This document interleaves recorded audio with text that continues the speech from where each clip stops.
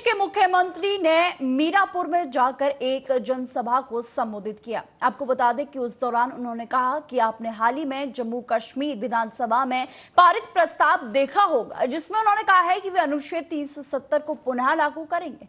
इसका मतलब है कि जिस आतंकवाद की जड़ अनुच्छेद 370 है, जिसे 5 अगस्त 2019 को प्रधानमंत्री नरेंद्र मोदी ने लागू किया था। आगे उन्होंने क्या कुछ कहा, सुनिए। हाल ही में जम्मू कश्मीर विधानसभा के अंदर उस प्रस्ताव को देखा होगा जिसमें उन्होंने कहा है कि हम कश्मीर के अंदर धारा 370 को फिर से बहाल करेंगे। यानी आतंकवाद की जड़ जो धारा 370 है, जिसे 5 अगस्त 2019 को प्रधानमंत्री मोदी जी ने हमेशा के लिए समाप्त कर दिया है। कांग्रेस और समाजवादी पार्टी को अपनी स्थिति स्पष्ट करनी चाहिए कि जम्मू कश्मीर विधानसभा के इस प्रस्ताव पर वो बोले। क्यों उनका मुंह बंद है इस पर? ये फिलिस्तीन के नाम पर आंसू बहाने वाले लोग, पाकिस्तान के नाम पर आंसू बहाने वाले लोग जम्मू कश्मीर के मुद्दे पर मौन क्यों बने बैठे हैं? ये देश की एकता और अखंडता को चुनौती देने वाली स्थिति है और कोई भी भारतीय राष्ट्र की एकता और अखंडता को कतई पर किसी प्रकार की चोट को। लोकसभा में नेता प्रतिपक्ष और कांग्रेस नेता राहुल गांधी ने शुक्रवार को झारखंड के सिमडेगा में चुनावी सभा को संबोधित किया। उस दौरान उन्होंने कहा कि मैं आपको मणिपुर के बारे में बताता हूं। भाजपा ने मणिपुर को जलाया और आज तक हिंदुस्तान के प्रधानमंत्री ने वहां का दौरा नहीं किया। इसका मतलब है कि उन्होंने ये बात मान ली है कि मणिपुर जैसा कोई प्रदेश नहीं है। मणिपुर को जलाने का काम भाजपा की विचारधारा ने ही किया है। बात कर देता हूं, जहां भी ये जाते हैं, जहां भी बीजेपी के लोग जाते हैं, वो भाई को भाई से लड़ाते हैं। एक धर्म को दूसरे धर्म से, एक जात को दूसरी जात से, एक भाषा को दूसरी भाषा से लड़ाते हैं, गुस्सा नफरत फैलाते हैं। मणिपुर को इन्होंने जलाया। आज तक हिंदुस्तान का प्रधानमंत्री नहीं गया है, आज तक नहीं गया है। मतलब उन्होंने ये बात मान ली कि मणिपुर जैसा प्रदेश है ही नहीं। प्रधानमंत्री, प्रदेश जल गया, प्रधानमंत्री आज तक उस प्रदेश में नहीं गए और प्रदेश को जलाने का काम बीजेपी के विचारधारा ने किया है। इसलिए मैंने कहा, कन्याकुमारी से कश्मीर में चला, कांग्रेस पार्टी के हजारों लोग चले 4000 किलोमीटर, और रास्ते में हमने कहा नफरत के बाजार में मोहब्बत की दुकान खोलेंगे। वहीं असम के मुख्यमंत्री हेमंत बिस्वा शर्मा कहते हैं कि झारखंड के सीएम और कांग्रेस जेएमएम नेता अपनी रैलियों में जिस भाषा का इस्तेमाल कर रहे हैं, उससे साबित होता है कि वे घबराए हुए हैं। यहां तक कि उन्होंने स्वीकार भी कर लिया है कि वे हम जीतने नहीं जा रहे हैं। हमें चुनाव प्रक्रिया या चुनाव आयोग, राज्य सरकार या केंद्र सरकार की भूमिका से कोई समस्या नहीं है। वाला नहीं है। बीजेपी सरकार बनना, एनडीए सरकार बनना 100% कंफर्म हो चुका है। सर, चुनाव आयोग पे भी प्रश्न है कि जो ऑब्जर्वर्स लाए गए हैं झारखंड में और जो सुरक्षा बल खास तौर पे वो सवाल उठा रहे हैं। सिमडेगा का एक वाक्य बता रहे हैं कि रात के अंधेरे में फायरिंग हो रही है, आदिवासियों को डराने का। देखिए, हमारा ये सब में कोई आपत्ति नहीं है। चुनाव आयोग, ऑब्जर्वर, झारखंड पुलिस जो भी करना चाहे करे, शांत से निरपेक्ष चुनाव होना चाहिए। जो भी करे वो सब में हमारा कोई प्रतिक्रिया नहीं है। सरकार, केंद्र सरकार, राज्य सरकार, इलेक्शन कमीशन सब मिलके अच्छा से चुनाव करे, हमारा उसमें कोई प्रॉब्लम नहीं है। राहुल का भी आगमन होने वाला है, कई स्टार कैंपेनर्स दोनों ही तरफ से। पीएम साहब 10 तारीख आ रहा है। पहले संदन क्यारी में उनका सभा होगा, फिर गुमला में सभा होगा और रांची में रोड शो होगा। जितना बदलाव होगा रोड शो रांची की पिछली बार जो सीट रही थी बहुत कम मार्जिन से पार्टी ने जीता था। वहीं केंद्रीय मंत्री मनोहर लाल खट्टर ने 370 को लेकर कहा कि 370 का विषय नया नहीं है, ये तब से है जब देश का संविधान बना था। पूरे देश में मांग थी कि 370 को खत्म किया जाना चाहिए। 370 खत्म हो गया है। अब देश में किसी भी व्यक्ति, संगठन, पार्टी की ऐसी कोई साजिश सफल नहीं हो पाएगी जो उनकी मंशा है। उनकी एक मांग थी कि जम्मू कश्मीर को पूर्ण राज्य का दर्जा मिले और सरकार ने वह देने की बात भी कही है। 370 के वापस आने का कोई भी जो है वो संभावना नहीं है। विषय आज का नहीं है, ये जब देश का कॉन्स्टिट्यूशन बना था तब से है और एक बहुत बड़ी ऐसी कमी उस समय के लोगों ने छोड़ दी थी। उनके कारणों में जाने की आवश्यकता नहीं, किसके कारण से वो क्या हुआ, लेकिन देश भर में एक मांग थी कि 370 को खत्म किया जाए ताकि जम्मू कश्मीर को देश का एक अभिन्न हिस्सा जैसे बाकी प्रदेश है वैसा ही बनाया जा सके। उस काम को देश की सरकार ने उसको तय कर दिया कि 370 को एब्रोगेट कर दिया, समाप्त कर दिया है। अब इस देश में कोई ऐसी व्यक्ति, संगठन, कोई सरकार या कोई पार्टी, कोई ऐसा मनसूबा सफल नहीं होने दिया जाएगा जिसको 370 को खत्म करने की बात की जाएगी। एक मांग उनकी जो थी कि जम्मू कश्मीर को पूर्ण राज्य का दर्जा मिले, वो देने की बात सरकार ने कह दी है कि उसको पूरा दर्जा दिया जाएगा। 370 के वापसी आने का किसी प्रकार की कोई संभावना नहीं। वहीं समोसा विवाद पर हिमाचल प्रदेश के एलओपी जयराम ठाकुर का कहना है कि आजकल जिस तरह से हिमाचल प्रदेश में सरकार फैसले लेती है वह पूरे देश में चर्चा का विषय बन गया है, क्योंकि फैसले बिना सोचे समझे लिए जाते हैं। और अब एक और विषय जो है वो चर्चाओं में है कि समोसा जहां पहुंचने चाहिए थे वहां नहीं पहुंचे, वो उस बीच में छूट गए और मुख्यमंत्री और हिमाचल प्रदेश सरकार को लगा कि ये बहुत गंभीर मामला है और इसकी जांच होनी चाहिए। ये भी कहा गया है कि ये एक सरकार विरोधी गतिविधि है। चाहे वो टॉयलेट टैक्स की बात है, चाहे बसों में वो फ्रेट की बात है, पहले लगाया गया फिर बाद में वापस किया गया, चाहे उसके बाद हिमाचल प्रदेश में 2 वर्ष से खाली पदों को समाप्त करने की बात है, उसको भी फिलहाल विड्रॉ करने की बात कही है। और इसी तरह से अब एक और हिमाचल प्रदेश में चर्चा का विषय बना है, वो ये विषय बना है कि समोसे लिए गए थे, किसी कार्यक्रम में मुख्यमंत्री जी गए थे, उस कार्यक्रम में वो समोसे परोसे जाने थे, लेकिन जहां समोसे पहुंचने चाहिए थे वहां नहीं पहुंचे, समोसे बीच में ही गुम हो गए। और ऐसा लगा शायद मुख्यमंत्री को और हिमाचल प्रदेश सरकार को इस सारे विषय पर ये बड़ा गंभीर विषय है और इस पर जांच होनी चाहिए। और आने की बात तो मुझे इस बात को लेकर के है कि उस सारे विषय में यहां भी क्या है कि ये जो है वो सरकार विरोधी जो है गतिविधि है। इस बात को लेकर के भी हम हैरान हैं कि सरकार विरोधी गतिविधि है। समोसा तो विपक्ष ने नहीं खाया, विपक्ष के लोगों को नहीं बांटा गया, किसी को समोसा अगर मिला होगा तो वो सरकार का हिस्सा ही रहे होंगे संभवतः। ऊपर एक सीनियर अधिकारी से लेकर के नीचे तक जो है वो जांच के आदेश दे करके, चिट्ठी लिख करके कि सारी की जांच जो है इसकी रिपोर्ट दी जाए। जबकि हिमाचल प्रदेश में एक जगह नहीं, अलग अलग महकमे में बहुत बड़े बड़े भ्रष्टाचार हो रहे हैं, भ्रष्टाचार के आरोप लग रहे हैं, चाहे अधिकारी हैं चाहे नेता हैं, उस पर जांच नहीं हो रही है, लेकिन जांच हो रही है समोसा पर। एक अधिकारी, पुलिस के अधिकारी जो अपनी ड्यूटी दे रही थी किसी जिले में, रातों रात जिस प्रकार से उसको जलील किया गया, परेशान किया गया। हिमाचल प्रदेश भाजपा प्रदेश अध्यक्ष वीडी शर्मा ने धारा 370 हटाने को लेकर कांग्रेस और जम्मू कश्मीर सरकार को जमकर घेरा है। उन्होंने कहा कि जम्मू कश्मीर की सरकार कांग्रेस के सपोर्ट से चल रही है। वे धारा 370 को हटाने का प्रावधान असंवैधानिक तरीके से ला रहे हैं। दलित विरोधी धारा को खत्म करने का काम पीएम नरेंद्र मोदी ने किया। वहीं गुर्जर समुदाय को जम्मू में आरक्षण देने का काम भी बीजेपी के द्वारा किया गया। वहीं बीजेपी प्रवक्ता गौरव भाटिया का कहना है कि चाहे अरविंद केजरीवाल हो, राहुल गांधी हो या फिर इंडी गठबंधन के नेता हो, किस तरह देश की एकता को बिगाड़ने का काम कर रहे हैं और संविधान का अपमान कर रहे हैं। जो कट्टर बेईमान लोग हैं, जमानत पर बाहर हैं और दिल्ली की जनता को धोखा दे रहे हैं, उनके बारे में बात करना जरूरी है।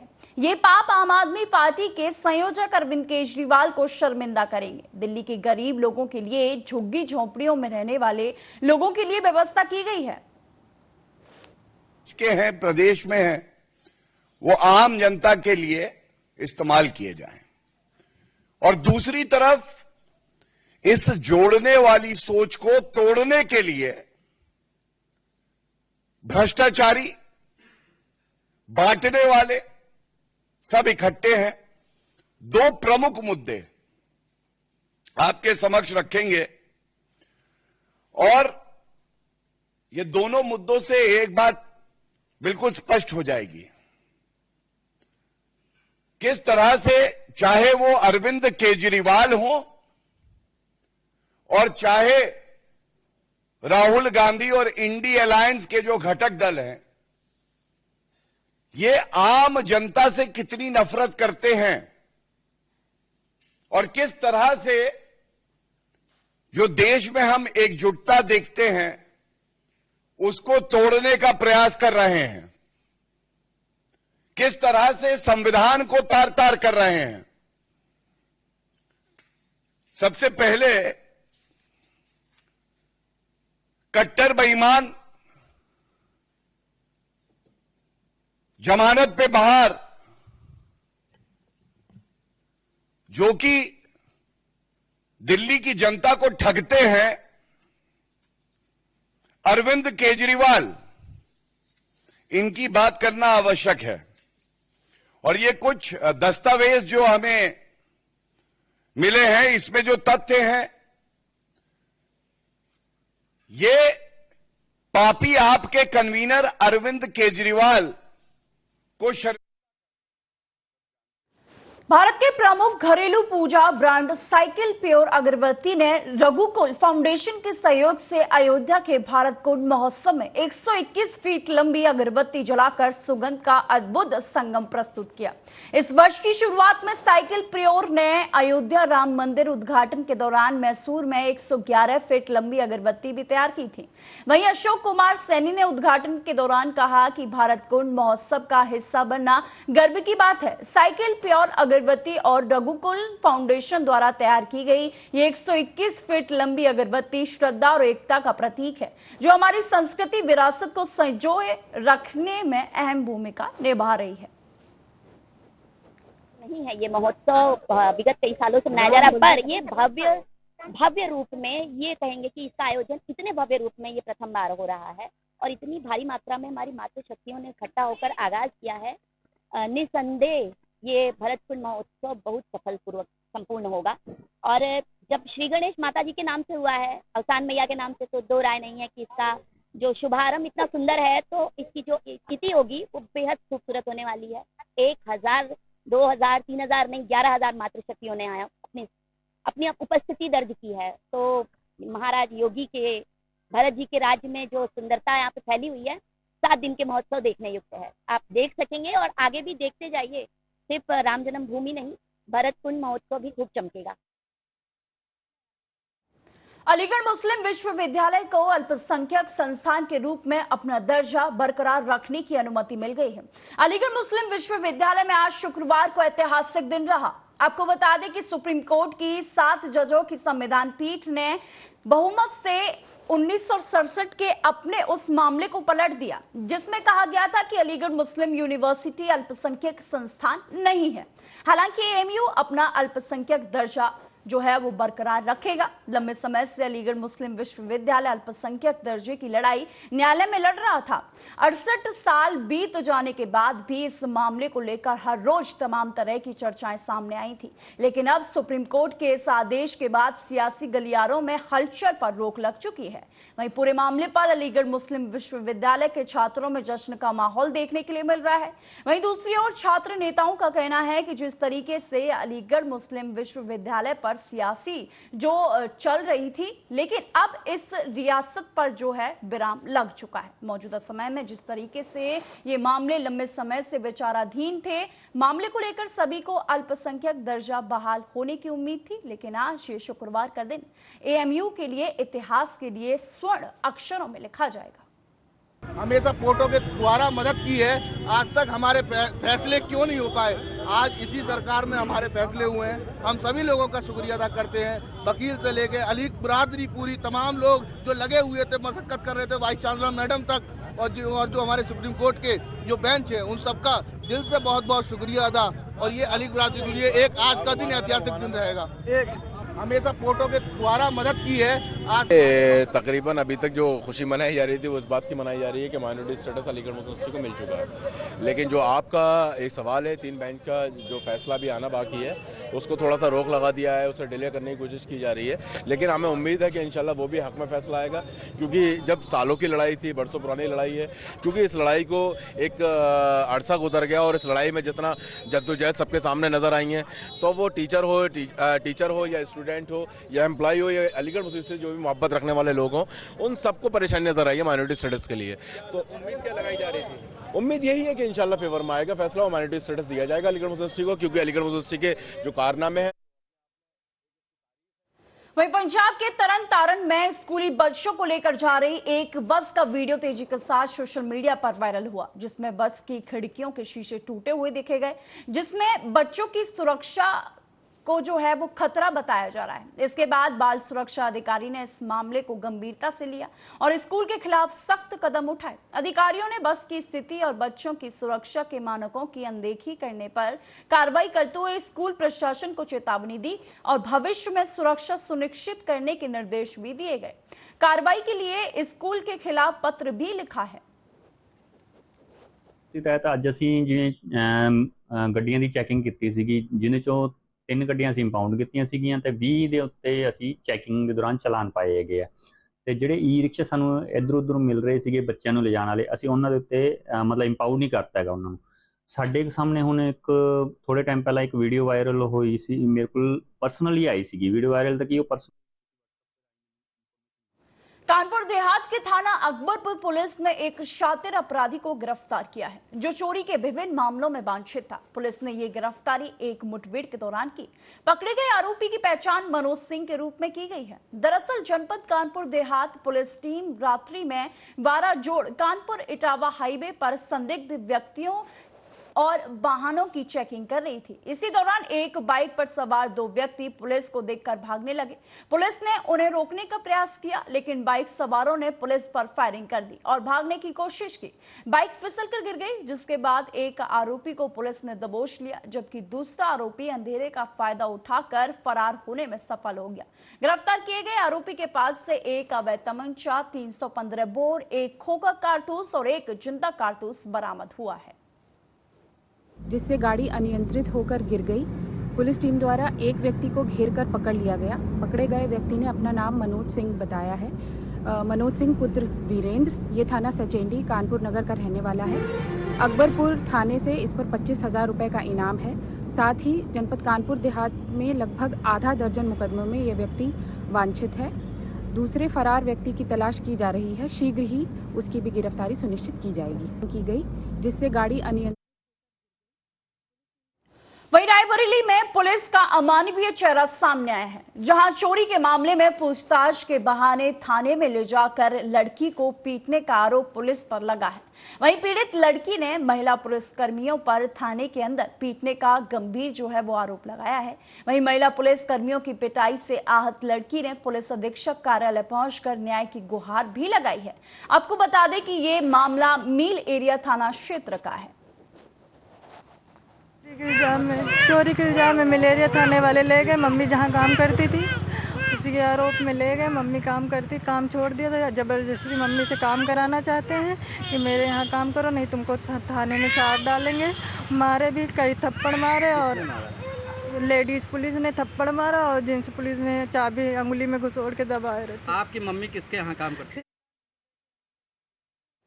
दतिया जिले के अतरेटा थाना क्षेत्र के खमरौली रेत खदान में बीती रात दो पक्षों में विवाद हो गया और विवाद के दौरान गोलियां भी चल गई। इसमें एक युवक की मौके पर ही मौत हो गई है, वहीं एक घायल हो गया है। वहीं वारदात को अंजाम देने के बाद आरोपी मौके से फरार होने में सफल रहा।